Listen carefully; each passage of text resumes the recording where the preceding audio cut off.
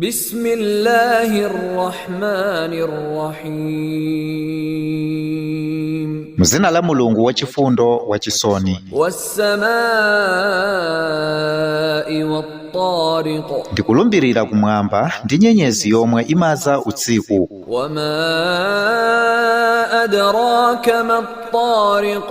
Chitakuziwitsa nchiyani za nyenyezi yoza usikuyo? An-najmu ath-thaqib. Imeneyo ndi nyenyezi yowala kwambiri mu mdima. In kullu nafsin lamma 'alayha hafidh. Ndithudi palibe mzimu uliwonse koma uli ndi msungi wake amene akuwuyang'anira ndi kulemba zonse zochita zake. Falyanzuril insanu mimma khuliqa. Aganizire munthu kodi analengedwa kuchokera ku chiyani? Khuliqa min ma'in dafiq. Adalengedwa kuchokera ku madzi ofwamphuka. Yakhruju min bayni as-sulbi wat-tara'ib. Amatuluka kuchokera pakati pa mafupa ansana ndi chifuwa. Innahu ala raj'ihi laqadir.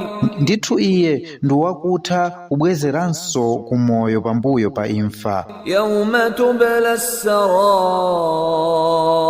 Tsiku limene zobisika zonse zizaonekere poyera. Fama lahu min quwwatin wala nasir. Munthu sazakhala ndi mphamvu ndiponso sazakhala ndi mtetezi. Was-samaa'i dhati ar-raj'. Ndikulumbiriranso mitambo yobweresabweresa mvula. Wal-ardi dhati as-sad'. Ndi nthaka imene imang'ambika potulusa mmera. Innahu laqawlun fasl. Ndithudi Qur'ani iyi ndi mawu olekanisa choona ndi chonama. Wama huwa bilhazl. Imeneyi sinkhamba kamwa.